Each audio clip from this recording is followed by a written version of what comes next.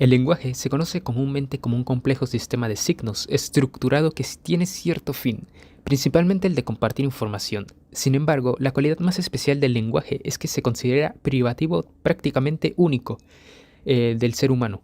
Lo que practican los demás seres existentes con los que coexistimos se le conoce como comunicación, donde transfieren emociones y gestos mediante la capacidad limitada de sus propias mentes.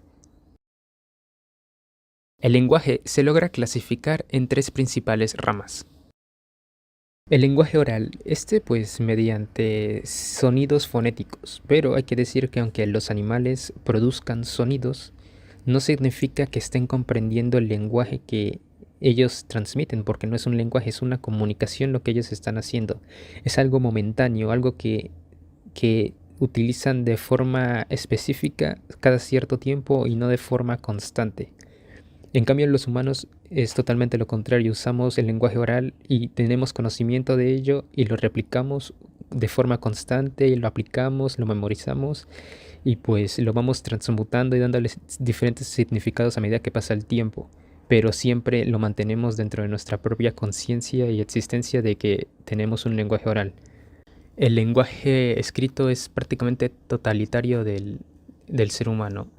Es como el uso o dominio máximo del lenguaje, y no como tal del lenguaje, sino lo que deriva del lenguaje, que es la lengua y el habla.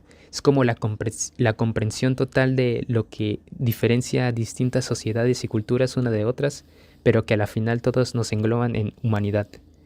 Con el lenguaje gestual o mímico pasa exactamente lo mismo. Los animales pueden realizarlo, pero es algo que utilizan momentáneamente en base a sus emociones, pero no es algo que puedan transmitir un tipo de información o retención de la memoria.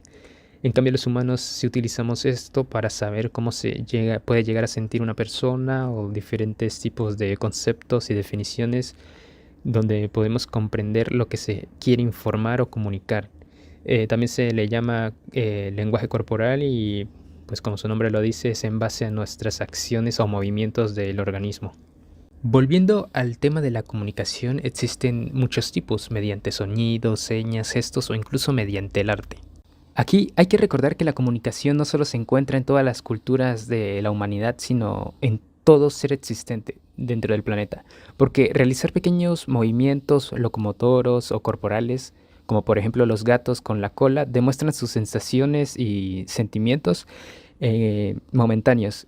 También, por ejemplo, están los delfines que pueden usar sus ecos para transmitir información de dónde puede haber comida o depredadores o de su misma especie. Pero nosotros como seres abstractos podemos redefinir y moldear todos esos lenguajes y darles un significado y un trasfondo para transformarlo en una especie de lenguaje humano. Vale, la comunicación también da paso al proceso comunicativo, que en este cuadro lo explico de forma sencilla, pues requiere de dos individuos para lograr un acto comunicativo, aunque esto claramente no es así, ya que la verdadera esencia del acto comunicativo o de comunicar es con nuestra propia conciencia, pues se demuestra con nosotros mismos que nosotros mismos nos podemos comunicar cosas mediante lo que observamos o sentimos, claro. Y todos estos conceptos están englobados dentro de un contexto comunicativo que intenta explicar el cómo funciona la comunicación. Dentro de los animales, pues funciona de la misma forma. Como por ejemplo las aves, mediante sus cantos se cortejan o buscan parejas. Incluso hay aves que mediante bailes sí, utilizan instrumentos de cortejo mediante sus cuerpos, moviendo sus cuerpos, como un cierto ritual o, mejor dicho, lenguaje para cautivar la pareja o obtener cierta información.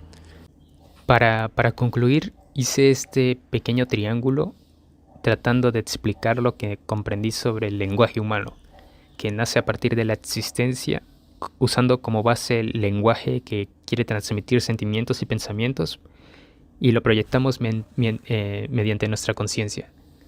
También quería recalcar que no toda comunicación está hecha para informar. De hecho, hay mucha incomunicación. Lo leí dentro del texto. Me pareció interesante saber y pues recalcar este punto, porque por mucho que nos informemos y aprendamos técnicas, estudios, lenguas, y logremos comprender de cierta forma nuestra propia mente o la mente de los demás, a la final casi nada es totalmente cierto ni totalmente falso. Así que así exista la comunicación, también existe la incomunicación. Muchas gracias.